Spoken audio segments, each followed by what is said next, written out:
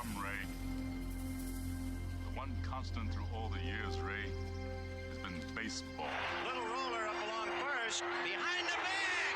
It gets through Buckner. Here comes Knight, and the Mets win. Now the 2-1. Line drive to the base. Just as they score the tying run. Green to the plate. And he is safe. Safe at the plate. The Braves go to the World Series. Have reserved seats somewhere along one of the baselines that sat when they were children and cheered their heroes. Gibson swings and a fly ball to deep right field. This is going to be a home run. Unbelievable! A 3-run home run for Bucky Dent. The Yankees now lead by a score of 3-2. Ladies and gentlemen, Mazeroski has hit a 1-0 pitch over the left field fence at Ford Field to win the 1960 World Series. They'll arrive at your door as innocent as children, longing for the past. The Pope arrived at Yankee Stadium. As one enthusiastic announcer put it, he is standing on second base. Reggie Jackson. Long drive right field. It is. Goodbye. Big World Series. The Blue Jays are World Series champions as Joe Carter hits a 3-run home run. Bracker throws. There's a left back. It's going to be, I believe, the Giants from the pennant. The Giants from the pennant. The Giants from the pennant. The 0-1 pitch. A liner off Nagy's glove into center field. The Florida Marlins have won the World Series. The memories will be so thick that I can brush them away from their faces. The 1-0 delivery to Fisk. He swings. Long drive. Left field. If it stays fair, it's gone. Home run. The Red Sox win. And the series is... Lonis fires. Ball is hit high in the air. This should be the series. Freehand waving everybody away in foul territory. Detroit wins. Here's the pitch to Willie. Here's a liner straight to Richardson. The ball game is over and the World Series is over. Willie McCovey hit it like a bullet. A line drive right Baseball to mark the time. The Oakland A's take. I'll tell you what, we're having an earth. Good evening, ladies and gentlemen, and welcome to Candlestick Park for Game 3 of the 1989 World Series. It's been erased like a blackboard, rebuilt and erased again. Frank Robinson, the right-hand batter. Long drive to left field. Way back. This is it back. Base hit loaded, 1 out. Pena in a jam. The Twins are going to win the World Series. The Twins have won it. Ozzie with 1 out. Smith corks one into right down the line. It may go. Go crazy, folks. Go crazy. It's a home run. And the Willie Mays just brought this crowd to its feet with a catch which must have been an optical illusion to a lot of people. This field, this game, is a part of our past, Ray. It reminds us of all that once was good, and it could be again.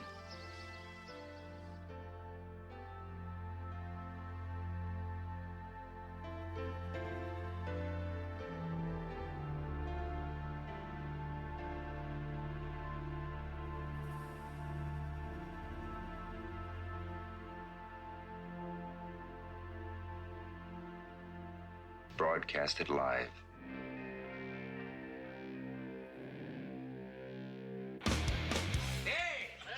Who wants to have some fun? There are balls coming from all over the place. Left field, center field, right field. See, this is the kind of thing, quite honestly, right now, that makes you want to see the Chicago Cubs team lose. Now, you just saying you want to have fun, or do you really want to have fun? It'll be fun. Will the next person that sees anybody throw anything onto this field, point them out, or get them out of here? You don't live in Cleveland. You live in Cincinnati. You talking to me? You talking to me? That is the farthest thing in the universe from the truth. Hello, everyone, live. It's the Dan Scott Show. And right there is your host, Dan Scott.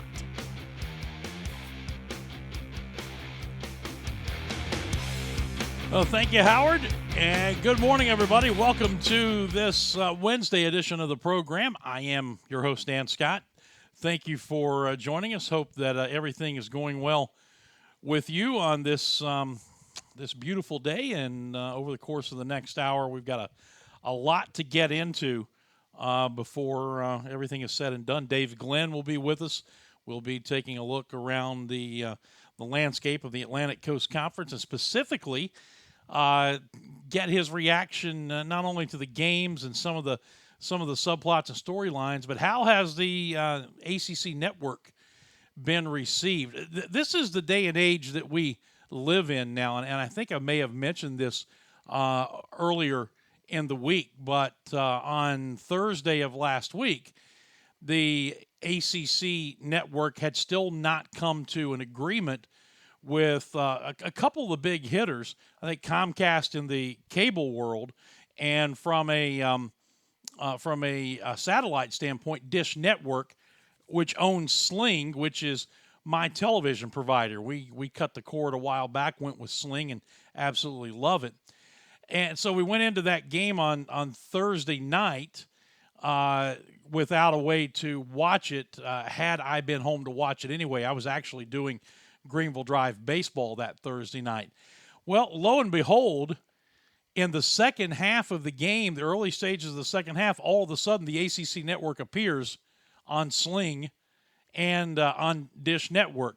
In the midst of the game, they came to an agreement, and suddenly the channel just appeared. That is the instantaneous world in which we live in today. And I thought, man, if you ever needed a better example of what life is like in 2019, there you go. That they've got everything ready to go. They just needed the signing on the dotted line, and once that was done, literally flip a switch, and boom, there you go. You've got ACC Network, or it could have been one of 500,000 other channels under the same circumstances. But that's the technology world that we live in 2019. So we're going to talk to Dave about that, see what the reception has been so far, talk about some things in the actual games that were played. And one thing I'm going to get into here in just a moment myself after our first break and correlate something that came out of Florida State's loss to Boise State and bring it back to Furman's win over Charleston Southern. And you say, Dan, how are you going to do that? Well, just hang on, because you're going to see. I'll do it when we come back from the break. But there was a common theme in the two games that went in 180-degree directions from one another.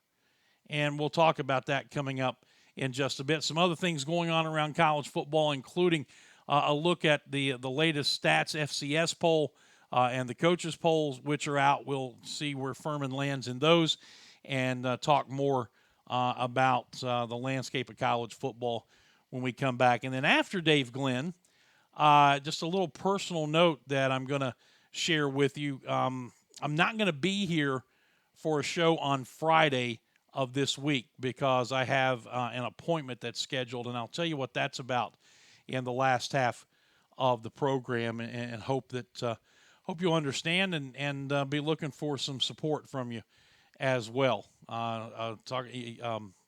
Prayer support, emotional support, that kind of thing. Anyway, we are up to our first break, so let's go ahead and do that, and then we'll come back, and I'm going to talk a little bit about how the Florida State-Boise State game corresponded in a particular way with Furman's win over Charleston Southern, and we'll do that on the other side. The show is brought to you on a daily basis by our friends at Carolina Creative. You saw the info on the lower part of your screen. I'll bring that back up now. The contact info, the website, the phone number, it's all right there, and you can contact them for help with marketing, with branding, with website design and operation. They do it all. And Randy and his folks do such wonderful work there. That is Carolina Creative, the presenting sponsor of the Dan Scott Show. All right, we'll come back, and we'll get into some college football stuff on the other side. Don't go away. Hey, everybody, Dan Scott here, and I want to tell you about my technology partner, Carolina Creative Group. When my show needed a creative technology boost, I turned to Carolina Creative Group. My custom design website is going to take marketing as well as brand strategy and development to new levels. The search engine optimization means that my clients' ads will be seen by more people more often. And if I have any questions, Carolina Creative Group is just a phone call away. Friends, that is just the tip of the proverbial iceberg. You can find out all the ways that Carolina Creative Group can help your business by simply calling 864-250-2012. Again, that's 864-250-2012, or simply visit them online at carolinacreative.co. Carolina Creative Group, technology partner of the Dan Scott Show. Imagine a university. A university where your passion for protecting local water sources is encouraged. And now, your work not only benefits your career, but the health of those in your community and around the world. This is Furman. This is the Furman Advantage. If you're looking for auto repair, you want superior work, not inferior parts and worse, inferior pricing. Hi, this is Dan Scott. I take all of my business to Superior Auto Care. That's Chris Burkett at 410 Ross Avenue in Easley. He brought my wife's car back from the dead. There's no other way to say it. For 4 months, it had been sitting with a major transmission issue. Chris was able to diagnose it along with some other problems and get it back and running again. Mrs. Scott is happy, and guys, you know how it is. Happy wife, happy life, right? Well, he can do it all for you, from the simple things like oil changes, brake service, air conditioning service, tires, to major engine and transmission work, even electrical work. Works on domestic cars as well as foreign cars. Again, they're located at 410 Ross Avenue. That's Superior Auto Care. Give them a call today at 864-306-1988. Superior Auto Care in Easley. Let me tell you something, Cowboy. This rookie can really bring the heat. He's smoky and spicy with a Chipotle style all his own. It's a new Montgomery Inn Chipotle barbecue sauce. Make it a part of your home team. Available now at your neighborhood grocer or online at CincyFavorites.com.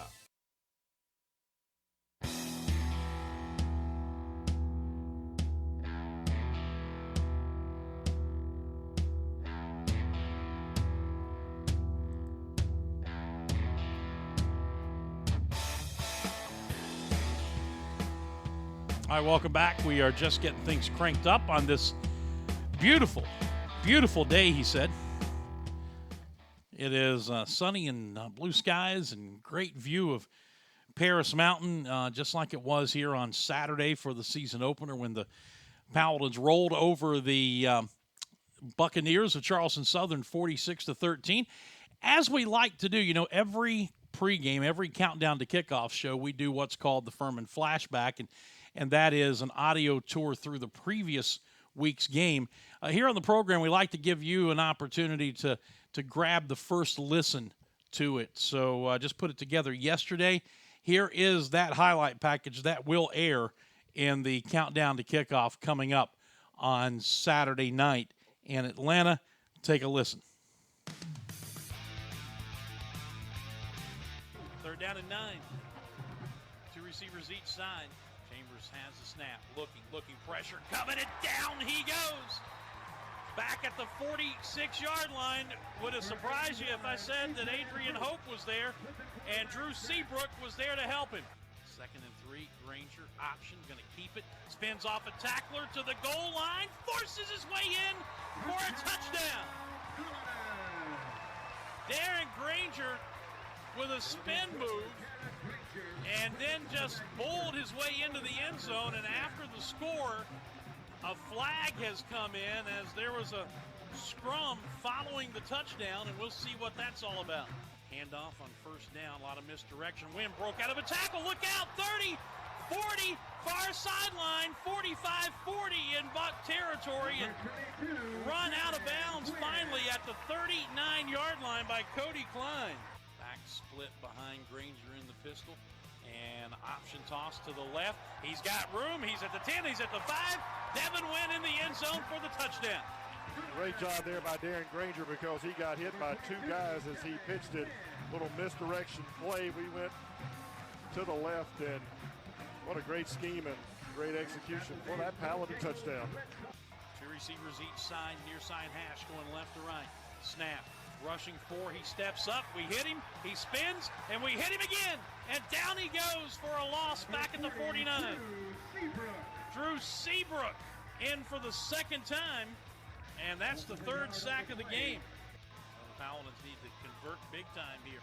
Granger out of the gun, snap, looking, throwing deep down the middle. He's got Anderson, makes the catch, hangs on after the hit down near the 35-yard line of the Bucks. There's a big play down the field. Play action, booting back to his right. Granger throwing wide open, end zone, touchdown. It won't settle for just a field goal, as making the catch was Ryan DeLuca. First touchdown pass of the year for Granger. It's 30-13 Paladins. Does it every single time to throw. Pressure, hit, down he goes. Adrian Hope and Drew Seabrook have another meeting at the quarterback. Dropped him back at the 35. Handoff, and that's a first down, and he breaks out of the pile. 40, 30, 20, nobody's going to catch him. Touchdown. Holy Toledo. Carson Maples just came out of the pile and ran a straight line right down the middle of the field. Took it the distance, and the Paladins have opened it up. It's 38-13. Handoff to Anderson. Big hole. 50, 40. He's got a blocker down the far sideline. They're not going to get him. He's gone. Touchdown. And the Paladins up 45-13. 66 yards. So there you go. There's your early listen. I want to say first look, but it's an audio thing. Your first listen to this week's Furman Flashback that will air during the Pepsi Countdown to Kickoff prior to the Georgia State game on Saturday night in Atlanta. All right, a couple of other notes before we move on to something else. The polls for the FCS level are out. The Paladins made a pretty good jump in the coaches poll. They're up to number 11 there, but in the Stats FCS poll at number 17, which is 2 spots up from where they were in the preseason poll. North Dakota State still at the top. James Madison, South Dakota State, Eastern Washington, and UC Davis, the top 5 spots did not change. Maine is up a spot to number 6. Then Weber State, Towson, Kennesaw State, and Nichols round out the top 10. The second 10, Northern Iowa, Southeast Missouri State, Montana State, Indiana State, and then North Carolina A&T at 15, followed by Illinois State, Furman at 17. Jacksonville State dropped from 6 all the way down to 18. Wofford dropped from 9 to 19, and Central Arkansas is sitting there at number 20. And then the bottom 5, Delaware, Montana, Southeastern Louisiana, Villanova, and Sam Houston State. So that's the Stats FCS poll that came out on Tuesday, and came out on Monday. And so the Paladins up a couple of spots there to number 17 in the poll. Now, I said I was going to kind of bring home a correlation between the Florida State game and their loss to Boise State and Furman's win over Charleston Southern. And it comes down to conditioning. I don't know if you saw the aftermath of Florida State blowing an 18-point lead at home, mind you, to Boise State on Saturday night in the opening game of the season. But there was a quote by Willie Tygart in his radio show, in his weekly call-in show, where he talked about the need to hydrate beginning early in the week. And here's what he said, quote, I think after going through last weekend and seeing our guys going down and cramping, one thing we talked about with our medical staff is our guys got to hydrate. He said that can't be on Friday. It can't be on Thursday. They need to start hydrating early in the week and take care of their bodies. We can't leave it up to our players just to do it. We've got to force them to hydrate and take care of themselves. I don't know if we did a good job of that last weekend. One of those situations where you live and learn. We'll make sure we help our guys when it comes to that. Now, to take it one step further, offensive lineman Bavion Johnson had this to say after the game, quote, conditioning wasn't our strong suit. That is what we plan to work on and plan to improve this week. I feel like it was just conditioning overall. That's what we need to get better at. And it's kind of baffling if you think about it, that a school in Florida or North Georgia or the northern part of South Georgia, I guess, if you want to have a little fun with it like you do with Tallahassee, but down there where it is sweltering hot, and to think that a team in Boise, Idaho would come into Tallahassee, tremendous temperature change, and be in better condition than the Seminoles is almost head-scratching. And what makes it even worse is that this is not the first program that Willie Taggart has run in the state of Florida. He was the head coach, as you recall, at South Florida. So he knows what the heat is like. He knows what the humidity is like. He knows what the conditioning challenges are.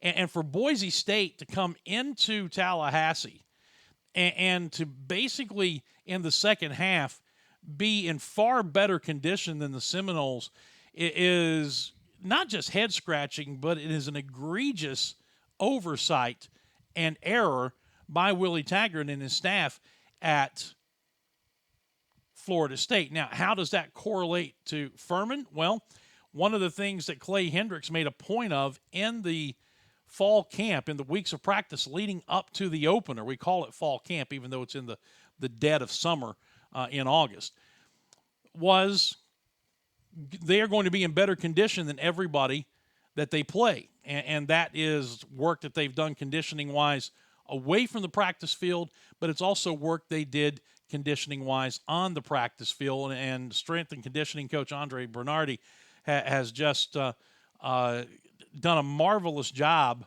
since he's been here of making sure that this team is in pristine condition. And you saw it pay dividends on Saturday as the second half went on. They just began to wear down Charleston Southern. And this is a Charleston team, obviously, where do they practice? Charleston, where it's a little hotter and a little more humid on a regular basis than it is here in the upstate. And I heard Clay Hendricks once during that stretch of weeks leading into the opener talk about how the folks at Charleston Southern were going to be talking about their conditioning and how, hey, we train in Charleston, we're going to be ready to go.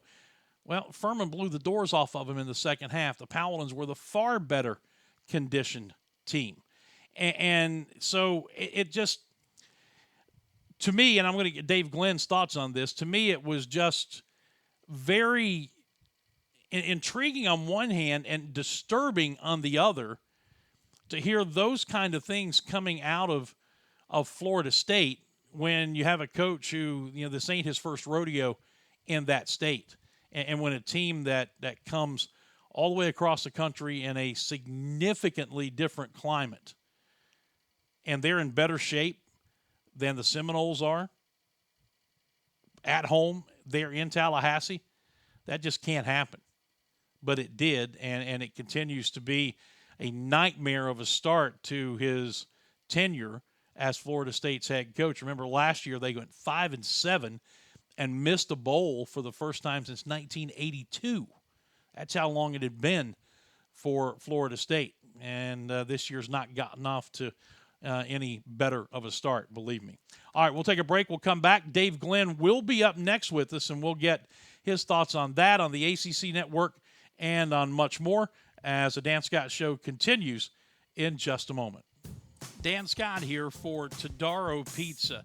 Some of you may remember my old radio show in Clemson. Todaro Pizza was a sponsor of mine from the earliest days of the show. And if you know anything about me when it comes to advertising restaurants, if I don't like the food, I ain't going to tell you to go there. I love Todaro Pizza, and now Clemson's Best Pizza has finally come to Greenville. Yes, the new Todaro location is located at 116 North Markley Street, right down the block from Fluor Field. Classic, specialty and stuffed pizzas, calzones, wings, and so much more. The no-limit lunch buffet is available 7 days a week for just $8. Monday night is cheap pizza night, and you can try your hand at trivia every Thursday. Todaro Pizza has outdoor dining on Markley. It's open late, making it a convenient stop before or after the drive games. Find them on Facebook or online at TodaroPizza.com. Todaro Pizza, 864-603-3500. For a child battling a critical illness, a wish come true can be a turning point. One song, one dance, one game, one moment changes everything. Make-A-Wish needs your support to grant more life-changing wishes. Visit Make-A-Wish online now. Together, we can transform lives, one wish at a time.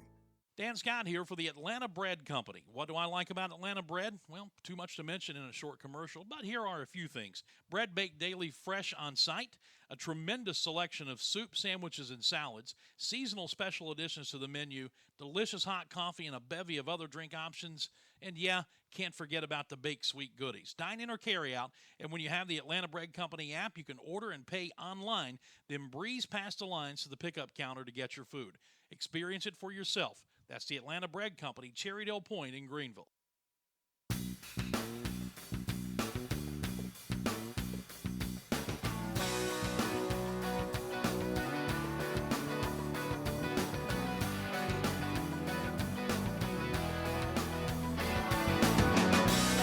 Hi, welcome back to the show. It is the third segment, 10:23 in the morning, Eastern's. I guess we're still on Eastern Daylight Time, right? I wish they would just set it in the middle, like the half-hour mark, and just leave it. And that way we don't have Eastern Daylight Time and Daylight Savings Times and all that stuff. As you can tell, I'm easily confused on such matters. But that's where we are right now, 10:23 a.m., and getting ready to go into my favorite segment of the week, and has been for these many years. Dave Glenn is the host of the David Glenn Show. Airs all across the state of North Carolina, syndicated on about 1 million stations. And, of course, is a chief cook and bottle washer at ACCSports.com, writes for the Athletic sub-site, the Athletic Carolinas, and sells popcorn and helps the little ladies across the street on top of everything else. How you doing, sir? I'm doing great, Dan. Thanks for that great introduction. Well, when you do everything, you do everything, right? You'd think I'd be running for mayor or something by this point, but you know my feelings on this stuff. Guys like you and I get paid to write and talk about sports for a living. So however the details shake out, that's just icing on the cake. Yeah, and I know even as much as you do right now, you're not working nearly as hard as you did back in the heyday of your day at the ACC Sports Journal. Oh, this is true. I have a relatively healthy life, work, family type balance right now. And I'm not sure if I could author the book on how not to approach such things. But I have certainly seen both sides of that coin. And I don't think it's mere coincidence that the only time in my entire life that I've had even minor medical issues came when I was trying to be too many different things to too many different people while enjoying my job description, but just spreading myself too thin. So fortunately, I was young when I made those mistakes. So I survived. So here we are all these years later. Yeah, no kidding. All right, a couple of main things I want to get into. First of all, let's talk about the early returns on the ACC network. What has been the overall consensus about everything from the programming to the presentation to you just take it from there. Yeah, it's a mixed bag, Dan. In the public forum, I can tell you this. Those who know TV and the difficulty of launching a new channel and the challenge of getting people to distribute it at a reasonable price. Industry people described the launch of the ACC network as at worst an extra base hit, to steal, a baseball term, maybe even close to a home run. Certainly not a grand slam, because the largest cable company in America, Comcast/Xfinity, still has not agreed to carry this new channel. But 6 of the 7 largest carriers were on board by the time Clemson played Georgia Tech. That wasn't launch day, but it was the first live football game of 40 ACC regular season games that they're going to televise exclusively on the ACC network. So it was interesting to me. We live in a complaining world, right? And those who have angst about Duke basketball complained that, when there was a documentary on Coach K's class that saved him back in the 1980s, the ACC network was just a mouthpiece for Duke basketball and Mike Krzyzewski. And those who are resentful of the success of Dabo Swinney at Clemson in football were resentful that the ACC network was going to be nothing more than a mouthpiece for Clemson football. And the bottom line is, this is a financial success. We still don't know to what degree. It has been a distribution success as compared to other channels. So some are complaining they can't still get it, or they're out of market and their carrier gets it, but the rollout is taking a week or so longer than those in market were able to have access to the ACC network. All of those complaints are out there. Some of them are real. But I don't think most of the complaining fans understand the challenges involved here. And the bottom line is the ACC network was overwhelmingly a success as it rolled out compared to other channels. And whether you're measuring it against the Pac-12 network, which 7 years later, after its rollout, doesn't even have half as many subscribers as the ACC network has a few weeks into its rollout. I mean, let me say that again. The Pac-12 network, that's a major conference with its own launch 7 years ago, doesn't have half as many subscribers as the ACC has with its new channel just a couple weeks in after its launch. Weeks versus years, right? So it doesn't have quite as many subscribers yet as the Big Ten network or the SEC network, but you know what? Those weren't at full distribution when they launched either. It took Big Ten years to get, near that 60 million pay TV household range where they still are today. It took, the SEC was quicker, and that's the most successful launch, arguably, in this category. College football conference channel, or, college sports conference channels, I should say. The ACC is kind of the 1B to the 5 years ago, partnering with ESPN, which the ACC also has partnered with. It's 1B to the SEC Network's 1A success story. And that's a heck of a place to be just a few weeks into the existence of your channel. Well, this is the world we live in. If we need any example of what the technology of today is like, I think this example I'm about to give is the pinnacle of it. Dish Network was not initially on board when the rollout happened, and Sling Television is owned by Dish Network, which is what I have. Well, so you have the kickoff of the Clemson-Georgia Tech game. You know where I'm going, don't you? Oh, yeah. Kickoff of the Georgia Tech-Clemson game on Thursday, and no ACC network on Dish Network/Sling at all. And then all of a sudden in the second half, the channel just appears. As if by magic. So, Dave, they negotiated and finally got it done on the fly, and the technology, everything was in place where literally all I had to do was flip a switch, boom, you got the channel. That beats the heck out of the old days where, depending on what your carrier, you might have needed a week or more for equipment getting it installed, maybe laying some cable back in the day. So, yeah, it's push button or closer to it on their end. And it's actually push button or close to it on the consumer end. And one of the things that carriers have to be worried about, and this is kind of Advantage Disney / Advantage ESPN, Advantage ACC, Advantage this new channel. Whereas in the old days, people might have hesitated to switch carriers because it took longer and was a little more complicated. You can get up and running on, most of these internet or less complicated, if you need a dish, you need a dish. But on the other ones, within seriously minutes, you can be a new customer at Hulu Live TV or some of the others. And that certainly was not the case 10 or 20 years ago. And it's just one more, it's a very complicated leverage situation.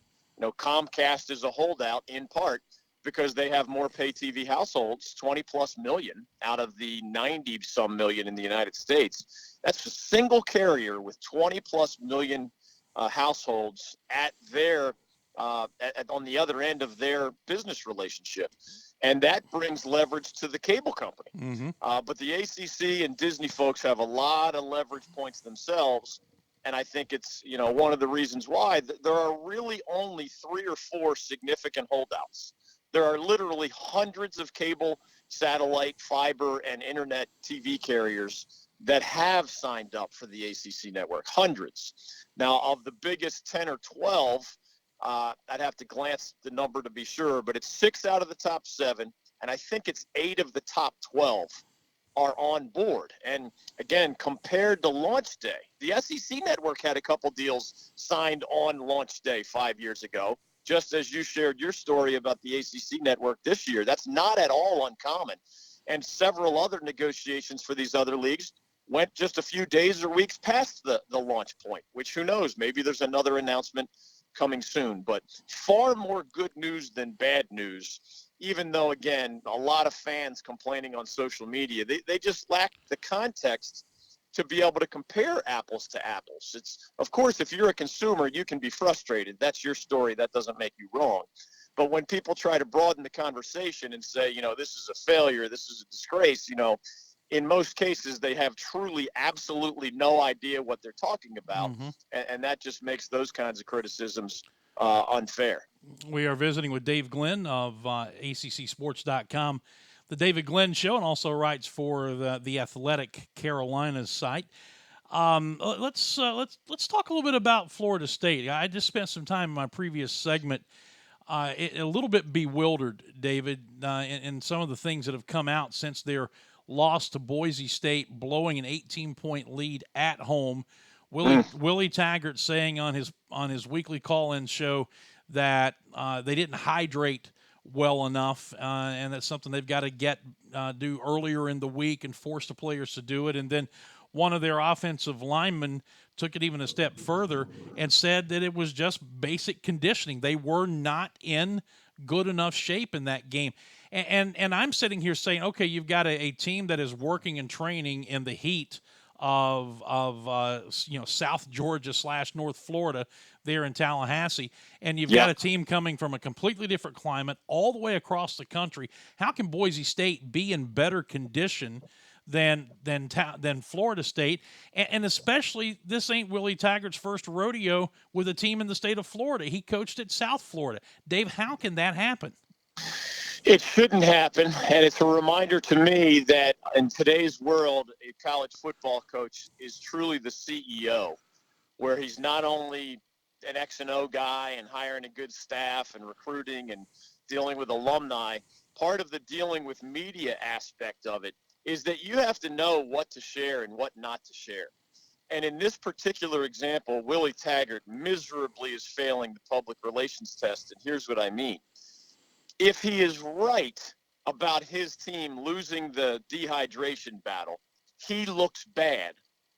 But even if it's not true, even if it's just a single player kind of mouthing off in frustration, even if it was not an accurate reflection of why the Seminoles lost to Boise, it still looks bad and reflects poorly on the head coach. In either case, it is not worth sharing.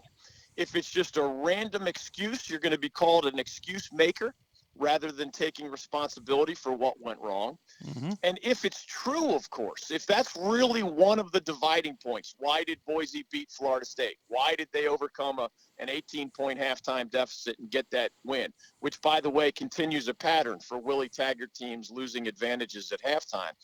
If it truly is, any head coach knows that saying that out loud only makes him look incompetent.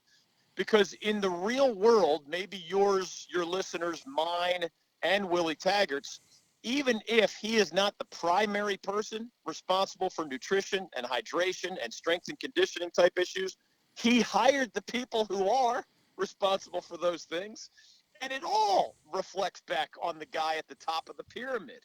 So again, blaming your strength and conditioning guy or saying your players didn't pay enough attention to hydration reflects poorly on Willie Taggart, along with anybody else involved in that poor preparation. So seriously, all good coaches that I know, after 33 years of this stuff, they all have valuable right-hand men and women. Sometimes it's their own spouses. Sometimes it's, of course, a media relations person. And especially going into a media session, sometimes you don't have a lot of time to talk in a post-game press conference. Hey, what should I say? What should I not say? Coaches do, by the way, they do not go off the cuff. I think most fans realize this. Sometimes they do. 90+% of the time, they have contemplated, hey, what am I going to say at the ACC kickoff event? What am I not going to say? What are my talking points going to be? What are my emphases? Which questions would I rather not answer? They do contemplate these things ahead of time. And in this particular case, if Willie Taggart bounced the dehydration concept off of anybody, I'd imagine anyone who cares about him personally or professionally would have said, Willie, that is just the wrong road to go down. Talk about the quality of your opponent, talk about better execution, talk about anything else, but take responsibility for what went wrong. And don't point fingers in weird places because it only makes you look even worse. Yeah, and you can understand, even to a certain degree, a guy saying something out of frustration immediately after a game in a post-game press conference setting. But Taggart's comments came on his weekly radio show. So he had more time to do exactly what you're talking about there, and that is contemplate what he was going to say. I mean, I guess on one hand you applaud him for his truthfulness and being up front, but he certainly didn't do himself any favors. Yeah, and I think, we've been around long enough that media people sometimes will say, hey, don't forget to congratulate your opposing coach on his whatever, his opening of a new arena or his recent milestone victory. Like there's a short PowerPoint list that is often handed to a coach heading to an event, sometimes even that post-game press conference setting. So when you're talking about a call-in radio show after a loss, I mean, there is no greater time that you need to sort of circle up and decide, well, what are we going to share and what are we not going to share? And for any fan who's not quite on our page yet, keep in mind that if your starting quarterback threw better all summer in practice while rolling to his left than to his right, that would be a classic example of things that are true that you definitely don't share with anybody else, right? Just because it's true. We hope coaches don't lie to us on purpose, right? But they are certainly not obligated to share everything with us because there's a lot of competitive aspects to this. And sometimes sharing the wrong thing can make you look bad in the eyes of your own players or in the eyes of a fan base, where in the case of Willie Taggart, nobody entered the season under more scrutiny among ACC coaches in football than Willie Taggart. And now after the week one loss, certainly that scrutiny gets much more intense. Anything else about week one jump out at you? I mean, defending champs looked awfully good. I thought Louisville probably looked a little better than most people thought they were going to, albeit in a loss to Notre Dame. But what kind of flew off the page at you there? Yeah, those are some. Louisville was disinterested and had laid down like a bunch of flea-ridden dogs under Bobby Petrino, who did not have great personal relationships with his players, and when they met adversity, it showed. Scott Satterfield has a great reputation given what he did at App State and does build those relationships, as his players told us at the ACC kickoff event. One said that he got to know Scott Satterfield more in 1 month than he knew Bobby Petrino in 3 years, something along those lines.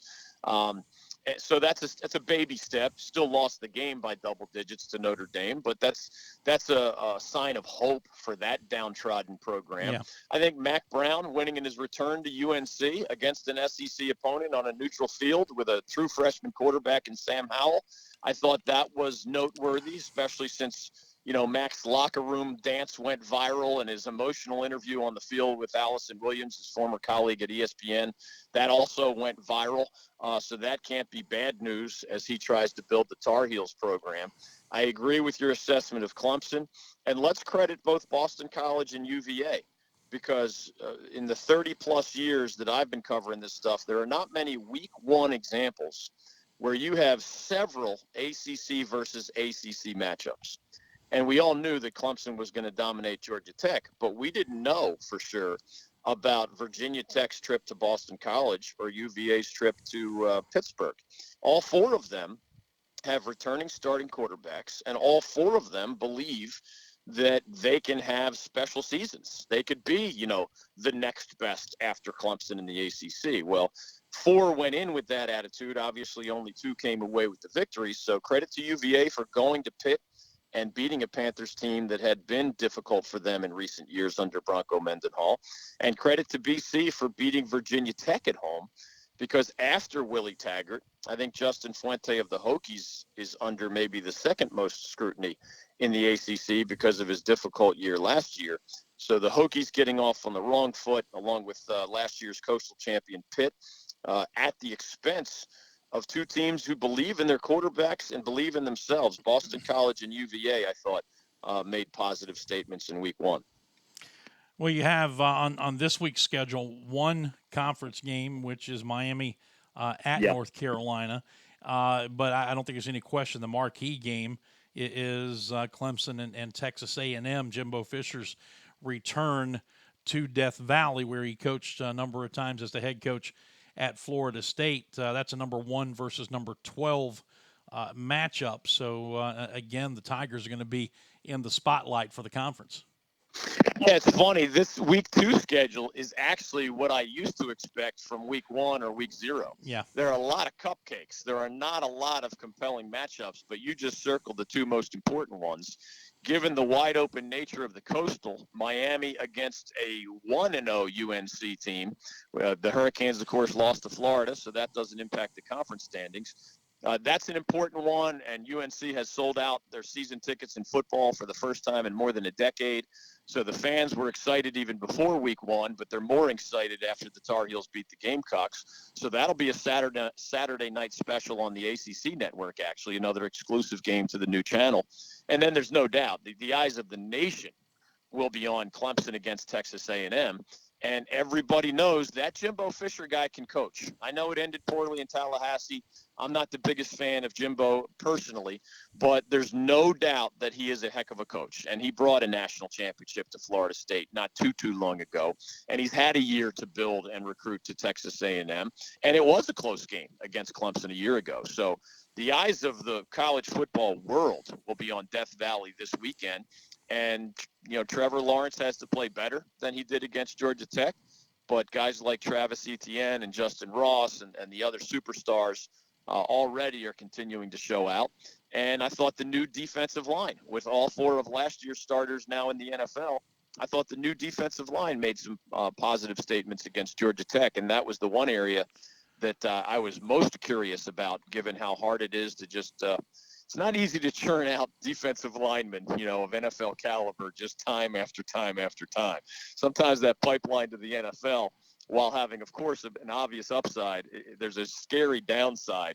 And the Tigers, at least in game 1, looked pretty solid in the trenches on that side of the ball. And that's just one more positive sign for a program that, along with Alabama, has been setting the bar for college football. Well, Dave, we're 3 weeks into getting our visits back underway on a regular basis and 2 weeks into ACC play. You're in midseason form, man. You're rolling today. I like it. Thanks, man. Maybe I think as you get older, this happened to me when I threw out a pitch at a ceremonial first pitch at a minor league baseball playoff game up here just on Friday night. My wife's like, how are you going to drive for this many hours or it was an hour, I guess, and a half, and then just get out and walk out there and throw a pitch. And I said, I have 20 years worth of junk balling left-handed pitcher experience now it's pretty far in my rearview mirror, but muscle memory matters in that. And I think muscle memory matters for us as well here verbally on your show. So it's good to know that I'm in mid-season form, even this quickly out of the gate. And I did throw a strike on that first pitch. From the rubber. That's exactly where I was going to go, because if you didn't throw it from the rubber, it doesn't count. I'm with you on that. And the young catcher came out and asked me, Mr. Glenn, a lot of the times I've been asked to do this, I actually stand because the thrower is worried that if I'm not standing, if it's too far left, right, or over my head, I won't get it. And I said, oh, no. Young man, you're going to crouch for me. I'm a professional. So he got down in the catcher's crouch. He kind of joked with me that he had never heard anybody say that. And I was like, this is not my first pitch. It's been a while since I threw these balls competitively. I think I've shared the story with you, Dan, years ago. I actually threw a curveball for a ceremonial first pitch because I wanted to be the first ever to be documented as throwing a breaking ball for a ceremonial first pitch. So I got that out of the way years ago. I tried to warm up on the side with the curve to see if I could do it again. And let's just say the touch didn't come back to me quite as quickly after a 90-minute drive. So I went back to the default position and just threw a fastball on the inside corner. I have been asked to throw out the ceremonial first pitch on 2 occasions. One at a minor league game here in Greenville back in like 2005, and then my first year here at Furman. On one of the opening weekends of Furman baseball, they had me come out and throw the first pitch at Latham Stadium, and I dropped a knuckleball on them. Oh man, nice! Now that takes guts. From the rubber, it was a little high. It wasn't a strike, but it floated in there. Had a little bit of movement to it, so I was happy. Nice. I was happy. Man, I would have liked to have seen that fluttering knuckleball. And some days they would call it my fastball, but that's another story for another time. Tell everybody how they can follow what you do, Dave. Well, now you and I have one more thing in common, because I had never met anybody else who threw a breaking ball on an opening pitch. So it'll just further strengthen our bond, I think. I like it. ACCsports.com is our Grand Central station. Definitely, if you can, find our annual glossy kickoff edition. It's out now. Of course, now's the best time of year to grab that. 10 pages per team, at least, a deep dive article on how the ACC network came about and the money behind it and the distribution complexities behind it. That's all in that annual kickoff edition. And as you mentioned, beyond ACCsports.com, if folks want to look for my work at theathletic.com or The Athletic Carolina, or the radio show, you can find streams. We're noon to 3 live every weekday across North Carolina with listeners way beyond that. So, DavidGlennShow.com is one place that you can find a whole bunch of different streams if you want to check out the radio side of things. There you go. Dave, as always, great stuff, man. Look forward to doing it again next week.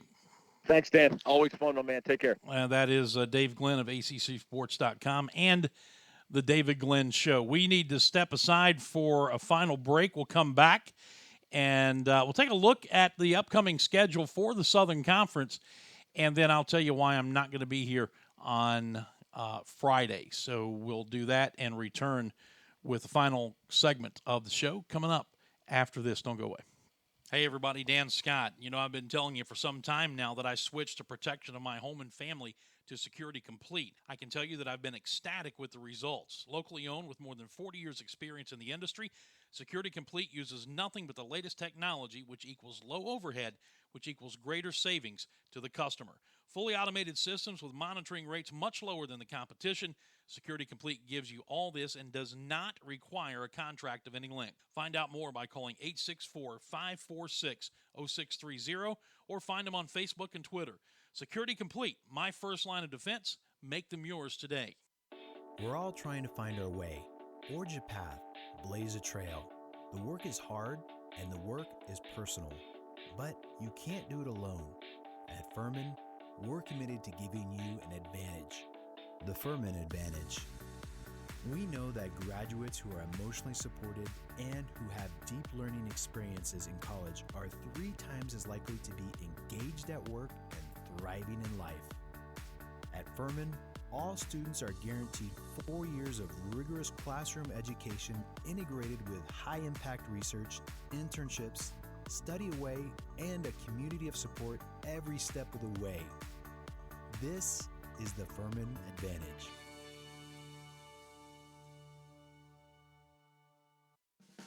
Is your roof leaking or damaged? Do your gutters need repaired?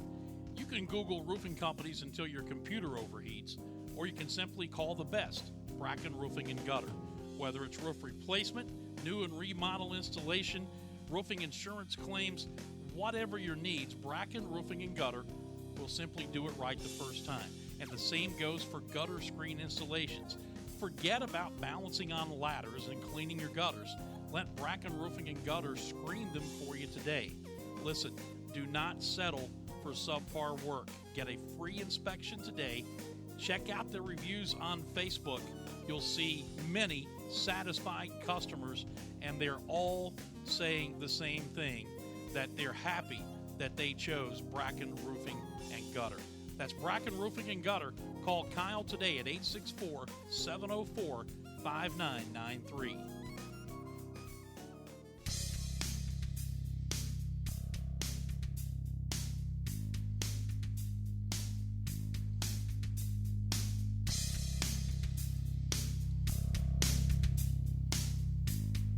Final segment of the show. Our thanks again to Dave Glenn for joining us, as he always does on Wednesdays. And, well, he'll be back with us again next week as we continue to roll along. All right, what's going on right now? Let's first take a look at the upcoming schedule for the Southern Conference this week. And is there a conference game on tap? And the answer to that is no. Everything's out of conference. Western Carolina at NC State, that is a 12:30 kickoff. VMI at home for Mars Hill at 1:30. Citadel will be at Elon for a 2 o'clock kick. Mercer's at PC. That's at 2 p.m. Then at 7 o'clock, Chattanooga at Jacksonville State. The Paladins at Georgia State. 7:30, East Tennessee State hosting Shorter. So that's a look at your Southern Conference schedule for the second week of the season. Wofford has the week off.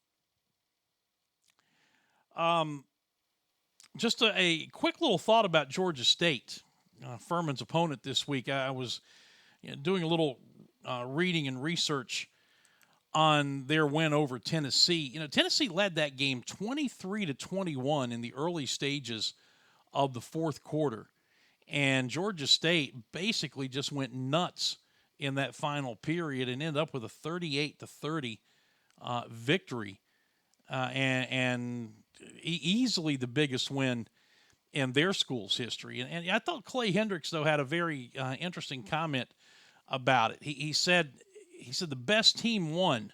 He said maybe not the team with the best players.